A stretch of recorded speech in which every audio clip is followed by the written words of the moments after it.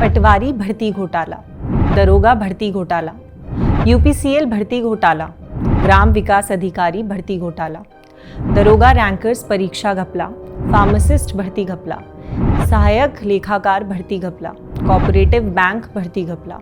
ये वो तमाम घोटाले और घपले हैं जो बीते कुछ सालों में उत्तराखंड में हो चुके हैं। इन सभी भर्ती घोटालों का जिक्र आज हम इसीलिए कर रहे हैं क्योंकि राज्य के हजारों युवा एक बार फिर से इसी तरह के भर्ती घोटालों का शिकार हुए हैं। उनके साथ एक बार फिर वैसी ही धोखाधड़ी हुई है जैसे बीते 22 सालों से लगातार होती जा रही है। ये हाल उस राज्य का है जहां सबसे ज्यादा पलायन होता है। हजारों गांव सिर्फ पलायन के कारण भूतिया हो चुके हैं और लाखों युवा नौकरी ना मिलने के कारण डिप्रेशन में हैं। भर्ती घोटालों का ये मुद्दा इन दिनों क्यों फिर से चर्चा में है और राज्य गठन से अब तक परीक्षार्थियों के साथ क्या खेल हो रहा है, इस मुद्दे पर आज विस्तार से बात करेंगे। अभी हाल फिलहाल ही उत्तराखंड में 2 ऐसी परीक्षाएं हुई जो विवादों के घेरे में हैं। इनमें से एक करवाई थी UKSSC यानी उत्तराखंड सब ऑर्डिनेट सर्विस सिलेक्शन कमीशन ने, जिसे उत्तराखंड अधीनस्थ सेवा चयन आयोग भी कहा जाता है। इस परीक्षा में सीधे सीधे पेपर लीक तक की बातें सामने आ रही हैं। इस मामले में अब तक 12 लोगों को गिरफ्तार किया जा चुका है और करीब 50 लाख रुपए नकद बरामद किए जा चुके हैं। इन धांधलियों के चलते अब तक 916 अभ्यर्थियों का भविष्य अधर में लटक गया है, जिन्होंने ये परीक्षा पास की थी। दूसरी परीक्षा जो इन दिनों विवादों में है वो है अपर PCS एग्जाम। इसका आयोजन उत्तराखंड पब्लिक सर्विस कमीशन यानी उत्तराखंड लोक सेवा आयोग कराता है। इसी आयोग पर आरोप है कि BSc एग्रीकल्चर के 64 परीक्षार्थियों को आयोग ने मुख्य परीक्षा में शामिल तो किया, लेकिन इसकी तैयारी के लिए उन्हें महज 20 दिन दिए गए। ऐसे में इन परीक्षार्थियों की मांग है कि PCS मेंस की परीक्षा को पोस्टपोन किया जाए। इस एग्जाम को पोस्टपोन कराने की मांग इसलिए भी की जा रही है क्योंकि उत्तराखंड लोक सेवा आयोग अपना जो कैलेंडर जारी करता है उसमें 2022 में मेंस एग्जाम का कहीं कोई जिक्र नहीं किया गया था। इस मुद्दे पर जब हमने उत्तराखंड आंदोलनकारी और भाजपा के प्रवक्ता रविंद्र जुगरान से बात की तो उन्होंने हमें बताया, समस्या ये है कि जो उत्तराखंड पब्लिक सर्विस कमीशन का कैलेंडर है, उस कैलेंडर में PCS एग्जाम जो कि मेन परीक्षा है उसके बारे में कुछ नहीं कहा गया था। ऑब्वियसली जितने एप्लीकेंट्स थे वो कैलेंडर के हिसाब से चल रहे थे और कैलेंडर में इस वर्ष के 2022 दिसंबर तक जितनी भी पोस्ट एडवर्टीज हुई थी, उनके एग्जाम्स होने थे, वो उसी की तैयारी कर रहे थे। उनके दिमाग में ये था कि 2022 के बाद ही मुख्य परीक्षा होगी PCS की। लेकिन अनफॉर्चुनेटली क्या हुआ कि एकाएक ये डिक्लेयर कर दिया गया कि 20 से और 23 अगस्त 2022 के बीच में PCS की मुख्य परीक्षा होगी। अब मैं आपको ये बताना चाहता हूं कि कैलेंडर में जो डिक्लेयर किया हुआ था, जो पहले से पूर्व निर्धारित था, वो डेट 28 अगस्त थी लोअर PCS की। अब जो लोअर PCS होता है, इसमें जितने भी पद होते हैं ये उत्तराखंड के डोमिसाइली से भरे जाते हैं, यानी कि ये पद उत्तराखंड के लोगों के लिए ही थे। अब जब 28 तारीख से 28 को लोअर PCS का ऑलरेडी पूर्व निर्धारित परीक्षा होनी थी, तो जितने भी एप्लीकेंट्स थे वो पशुपेश में पड़ गए, असमंजस में पड़ गए। अब उनकी प्राथमिकता यही रही कि वो लोअर PCS के लिए सीरियसली तैयारी करेंगे, क्योंकि उनको मालूम था कि ये सारे के सारे पद उत्तराखंड के लिए हैं।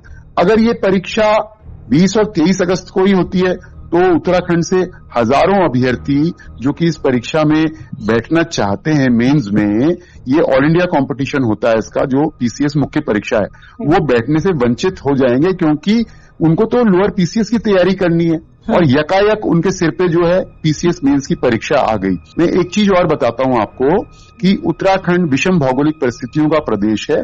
बरसात चल रही है, कहीं बादल फटने की घटनाएं हैं, कहीं लैंडस्लाइड हो रहा है, कहीं हैवी रेनफॉल हो रहा है, कहीं भूदसाव हो रहा है, कहीं भू कटान हो रहा है, नदी नाले खाले नौले उफान पे आए हुए हैं, नदियां। तो हमारे स्टूडेंट्स जो है वो कैसे इसमें अपीयर होंगे? परीक्षा देंगे कैसे जब यातायात के उनको आवागमन के साधन नहीं मिलेंगे।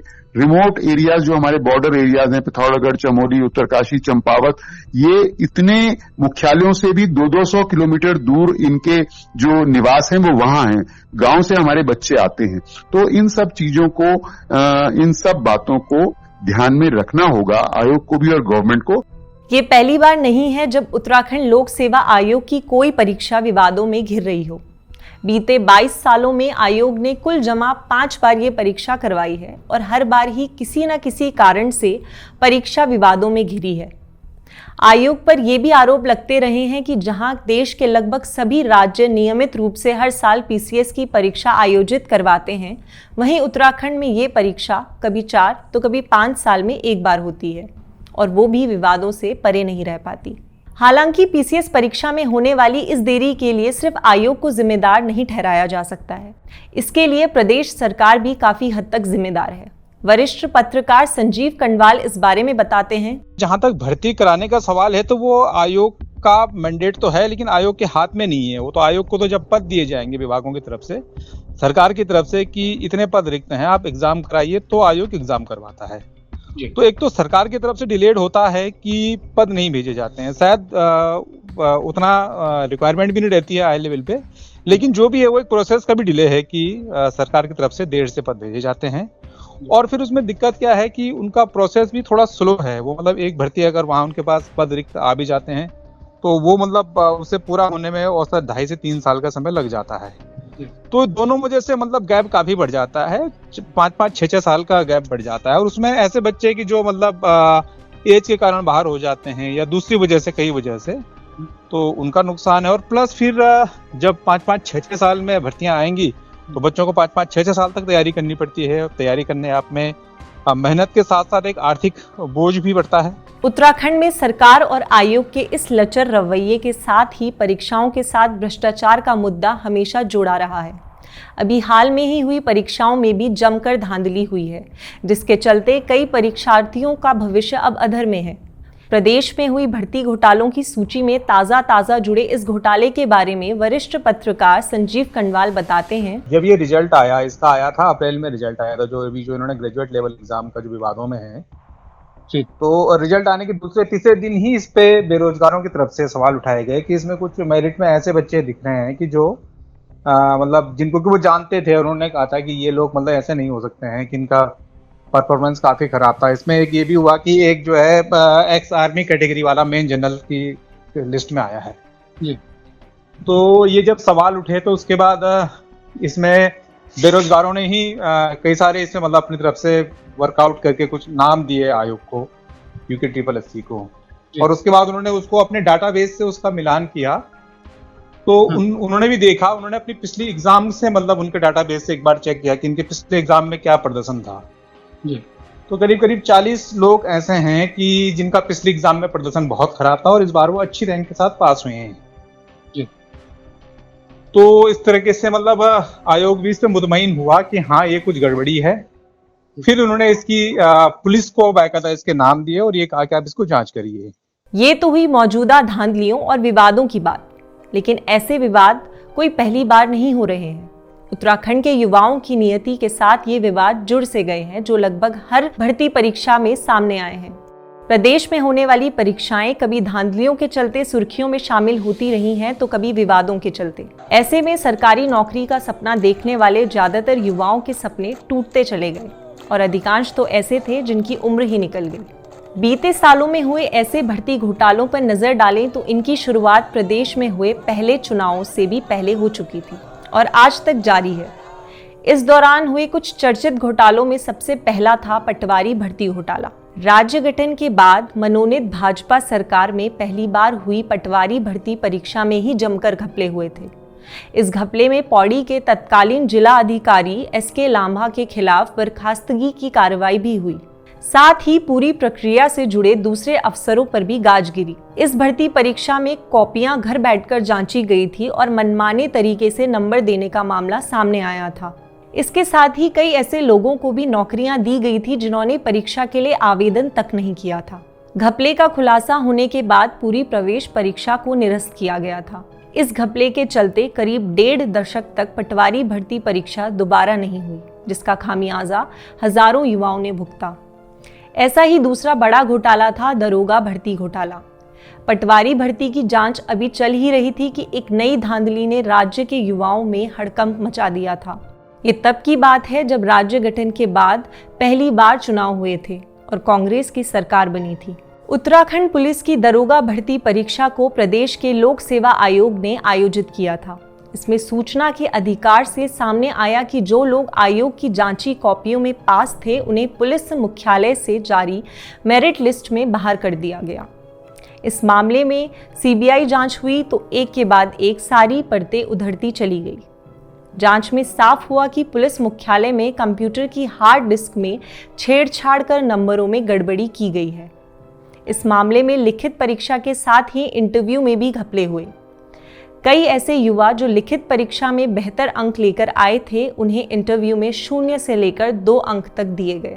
इस मामले में सीबीआई ने 2014 में पूर्व डीजीपी पीडी रतूड़ी और एडीजी राकेश मित्तल समेत अन्य के खिलाफ कोर्ट में चार्जशीट दाखिल की थी, लेकिन ये मामला आज भी लंबित ही है। 20 साल बीत जाने के बाद भी ना तो दोषियों को सजा हो सकी है और ना ही पीड़ितों को कोई न्याय मिल सका है। भर्ती घोटालों की इस सूची में अगला नाम है यूपीसीएल भर्ती घोटालों का। इसमें ऊर्जा निगम पर आरोप लगे कि राज्य में परीक्षा कराने वाली कई सरकारी एजेंसी होने के बाद भी उन्होंने हर बार गाजियाबाद की एक प्राइवेट कंपनी से परीक्षा आयोजित करवाई। ये एजेंसी जब भी परीक्षा करवाती तो निगम के अफसर, कर्मचारी और नेताओं के रिश्तेदार ही चुने जाते। ऐसे में इस भर्ती पर भी जब जांच बिठाई गई, घपले की पुष्टि हुई और परीक्षा परिणामों को निरस्त किया गया। यूपीसीएल भर्ती के विरोध में युवा अभी आंदोलन कर ही रहे थे कि ग्राम पंचायत विकास अधिकारी की भर्ती परीक्षा का परिणाम भी विवादों से घिर गया। ये विवाद बढ़ते बढ़ते नैनीताल हाईकोर्ट पहुंचा तो ये परीक्षा भी निरस्त हुई, क्योंकि इसमें जमकर धांधली सामने आई। इसमें एक ही परिवार के कई लोग प्रवेश परीक्षा में पास हुए थे। 2 भाई तो ऐसे थे जिन्होंने अलग अलग जिलों से आवेदन किया और दोनों ही टॉपर रहे। ये परीक्षा एक बार निरस्त होने पर जब दोबारा आयोजित हुई तब भी ये विवादों से परे नहीं रही। इस बार पिछली परीक्षा के प्रश्न पत्र के 40 प्रश्न रिपीट कर दिए गए थे। इसको लेकर भी युवा बेरोजगार अधीनस्थ सेवा चयन आयोग की भूमिका पर सवाल उठा रहे हैं, लेकिन अभी इस मामले में कोई कार्रवाई नहीं हुई है। भर्ती घोटालों के इस सूची में अगला नाम है दरोगा रैंकर्स परीक्षा घोटालों की। इसमें तो पुलिस विभाग ही सवालों के घेरे में आ गया। सिपाही से दरोगा में प्रमोशन के लिए होने वाली इस परीक्षा में नकल कराने तक के आरोप लगे। टिहरी और पिथौरागढ़ समेत तमाम जिलों में कुछ विशेष लोगों को एक अलग कमरे में बैठाकर परीक्षा दिलाई गई थी। इस पर जब जमकर हंगामा और विवाद हुआ तो ये परीक्षा भी अंततः निरस्त की गई। भर्तियों में होने वाले ये घोटाले सिर्फ लिखित परीक्षाओं तक ही सीमित नहीं है और इसका बड़ा उदाहरण है फार्मासिस्ट भर्ती घोटाला। राज्य में लंबे समय से बेरोजगार फार्मासिस्ट वरिष्ठता के आधार पर चयन की मांग कर रहे हैं। उनका आरोप है कि राज्य में मेरिट के आधार पर चयन नहीं किया जा सका है। पहले तो लंबे समय तक उनकी भर्ती को ही डंप किया गया और जब संविदा पर भर्ती भी हुई तो उसमें वरिष्ठता की बजाय इंटरव्यू को चयन का आधार बनाया गया। आरोप है कि इंटरव्यू के नाम पर चहेतों को एडजस्ट किए जाने का खेल हुआ, जिसके खिलाफ कई लोग कोर्ट में गए। ये मामला भी अभी उत्तराखंड हाईकोर्ट में विचाराधीन है। इस सूची में अगला घोटाला है सहायक लेखाकार भर्ती घोटाला। पंतनगर विश्वविद्यालय में साल 2017 में सहायक लेखाकार के 93 पदों पर भर्ती परीक्षा हुई। कृषि उद्यान मंत्री को इस भर्ती में धांधली की शिकायत मिली थी तो उन्होंने इसकी जांच के आदेश दिए। उधम सिंह नगर के सीडीओ ने जब ये जांच की तो उसमें भी गड़बड़ी की पुष्टि हुई और तब पूरी प्रक्रिया को निरस्त किया गया। राज्य गठन से ही शुरू हुआ भर्ती घोटालों का ये सिलसिला आज भी जारी है। हाल ही में हुए भर्ती घोटालों से पहले भी इसी साल हुआ कोऑपरेटिव बैंक भर्ती घपला भी चर्चाओं में रहा था। 2022 की शुरुआत में उत्तरकाशी, हरिद्वार, टिहरी, पिथौरागढ़, उधम सिंह नगर समेत कई दूसरे बैंकों में क्लर्क, प्रबंधक, चपरासी आदि के पदों पर हुई भर्ती परीक्षाओं में कई गड़बड़ियों की शिकायतें आईं। इनमें से कई बैंकों की भर्ती परीक्षा की जांच अभी चल रही है। इन परीक्षाओं में अक्सर सहकारी बैंकों के अध्यक्ष और पद अधिकारियों के रिश्तेदारों का ही चयन होने से सवाल उठे थे। इन तमाम घोटालों का सिलसिला क्यों नहीं थमता और ऐसे में प्रदेश में सरकारी नौकरी पाने के लिए सालों साल मेहनत करने वालों का भविष्य कैसा होगा? इस बारे में वरिष्ठ पत्रकार संजीव कण्वाल बताते हैं। किसी मामले में कोई कार्रवाई नहीं हुई है, इसलिए एक सिंडिकेट है जो पहले दिन से इसमें काम करता है और वो सिंडिकेट बहुत मजबूत अपने आप में है। तो सरकार की तरफ से कभी किसी मामले में कोई गंभीरता इसमें नहीं दिखाई गई है। सरकारों का ट्रैक रिकॉर्ड तो कितना खराब है, या विधानसभा की भर्ती से देख लीजिए। विधानसभा में आज तक कोई भर्तियां हुई हैं, सारी बैकडोर से हुई है। तो जहां जहां विधान बनते हैं वहीं जब इस तरह की मतलब गड़बड़ियां हुई हैं तो सरकारों से भी उम्मीदें बहुत कम हैं और इसका एक खराब जो परिणाम दिखने में मिलता है कि देखिए ऐसे इस माध्यम से जो लोग जब सरकारी सेवा में आते हैं तो वो फिर ताउम्र भर जो है इसी तरह के गतिविधियों में लिप्त रहते हैं। हमने देखा है कि 3 लोग इस बार की भर्ती में ऐसे पकड़े गए हैं जो पिछली भर्ती में पास होके आए थे। तो जाहिर तौर पर कि वो लोग भी मतलब अपनी मेहनत के दम पे तो सरकारी सेवा में नहीं पहुंचे थे, वो बैकडोर से आए थे और वो सेवा में आते ही जो है इन सब कामों में लग गए हैं। तो ये कुचक्र है, जब तक इसको तोड़ा नहीं जाएगा ये कुचक्र जारी रहेगा और उत्तराखंड का जो बच्चे हैं वो भुगतेंगे, उत्तराखंड का भविष्य भुगतेगा और लार्जर उसमें देखें तो पूरी जनता इसको भुगतेगी, इसके नुकसान को। बारामासा के इस कार्यक्रम पे आप अपनी राय हमें कमेंट करके जरूर बताएं। अगर आपको ये कार्यक्रम पसंद आया हो तो इसे शेयर जरूर करें और देखते रहिए बारामासा।